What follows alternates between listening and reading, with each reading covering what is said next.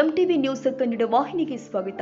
ಮಾಜಿ ಸಚಿವ ಹಾಗೂ ವಿಧಾನ ಪರಿಷತ್ ಸದಸ್ಯ ಸಿಟಿ ರವಿ ಹಾಗೂ ಪತ್ನಿ ಪಲ್ಲವಿ ಜೊತೆ ಬೆಳಗಾವಿ ನಗರದಲ್ಲಿ ಇರುವ ದಕ್ಷಿಣ ಕಾಶಿ ಎಂದೇ ಪ್ರಸಿದ್ಧಿ ಪಡೆದ ಶ್ರೀ ಕಪಿಲೇಶ್ವರ ದೇವಸ್ಥಾನದಲ್ಲಿ ವಿಶೇಷ ಪೂಜೆ ಸಲ್ಲಿಸಿದ್ದಾರೆ.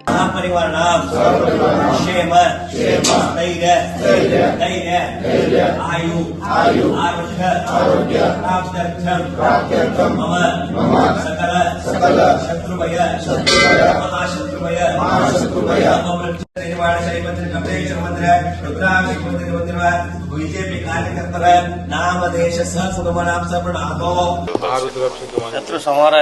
ನಮ್ಗಿಲ್ಲಿಗೆ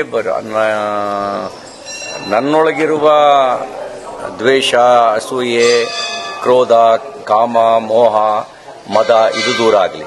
ಅದೇ ನಮಗಿರುವಂತ ಶತ್ರು, ಇನ್ಯಾವುದೂ ಇಲ್ಲ. ನಾನು ಹೊರಗಡೆ ಯಾರನ್ನೂ ಶತ್ರುಗಳು ಅಂತ ಭಾವಿಸೋದಿಲ್ಲ. ಎಲ್ಲವೂ ಆಯಾ ನಿಮಿತ್ತ ಮಾತ್ರ. ನಮ್ಮೊಳಗೆ ಯಾವುದಿದಾವೆ ಎಲ್ಲ ಕೆಟ್ಟ ಗುಣಗಳು ದೂರ ಆಗಲಿ.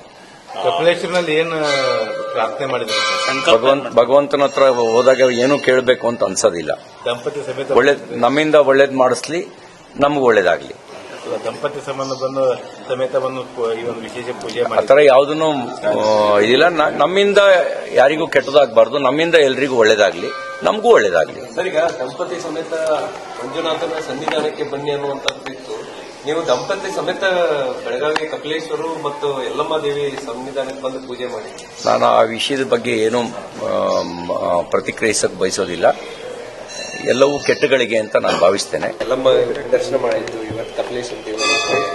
ಹೌದು, ನನಗೆ ತುಂಬಾ ವರ್ಷದಿಂದ ನಮ್ಮ ಮನೆಯಲ್ಲಿ ಅಧಿವೇಶನಕ್ಕೆ ಬಂದಾಗ ನಾನು ಯಾವಾಗ್ಲೂ ಹೇಳ್ತಿದ್ದೆ, ನೀವು ಅಲ್ಲಿದ್ದಾಗ ನನಗೆ ಹೇಳಿ ನಾನು ಯಲ್ಲಮ್ಮನ ದರ್ಶನಕ್ಕೆ ಬರ್ತೀನಿ ಅಂತ. ಬಟ್ ಅವಕಾಶ ಆಗಿರ್ಲಿಲ್ಲ. ಇವತ್ತು ತಾಯಿ ಕರೆಸ್ಕೊಂಡಿದ್ದಾಳೆ. ತಾಯಿ ಸನ್ನಿಧಿಗೆ ಬಂದು ಅವಳಗತ್ರ ಎಲ್ಲರಿಗೂ ಒಳ್ಳೇದಾಗ್ಲಿ ಅಂತ ಹೇಳಿ ಬೇಡ್ಕೊಂಡಿದೀವಿ. ಸೊ ಕಪಿಲೇಶ್ವರನ್ ಎಕ್ಸ್ಪೆಕ್ಟ್ ಮಾಡಿರಲಿಲ್ಲ, ಇಷ್ಟು ಒಳ್ಳೆ ಪೂಜೆ, ಶುಭ ಮುಂಜಾನೆ ನಮ್ಗೆ ಕಪಿಲೇಶ್ವರನ್ ದರ್ಶನ ಆಗಿದೆ. ಸೊ ಎಲ್ಲರಿಗೂ ಒಳ್ಳೇದಾಗ್ಲಿ, ಸರ್ವೇ ಜನ ಸುಖಿನೋ ಭವಂತು ಅಂತ ಹೇಳಿ ಪ್ರತಿಯೊಬ್ಬರಿಗೂ ಒಳ್ಳೇದಾಗ್ಲಿ, ಆ ಕಪಿಲೇಶ್ವರ ಎಲ್ಲರನ್ನೂ ಕಾಪಾಡಲಿ ಅಂತ ಹೇಳಿ ಹೇಳ್ತೀವಿ.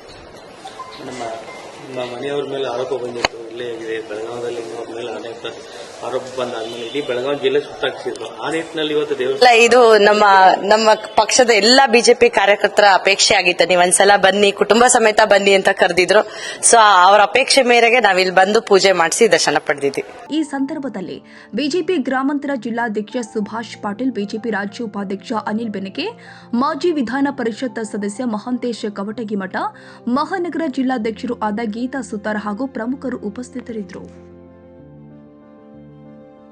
ತಾಜಾ ಸುದ್ದಿಗಾಗಿ ಎಂಟಿವಿ ನ್ಯೂಸ್ 24x7ಗೆ ಸಬ್ಸ್ಕ್ರೈಬ್ ಮಾಡಿ ಮತ್ತು ಬೆಲ್ ಐಕಾನ್ ಅನ್ನು ಒತ್ತಿ. ತಪ್ಪದೇ ಲಿಂಕ್ ಶೇರ್ ಮಾಡಿ.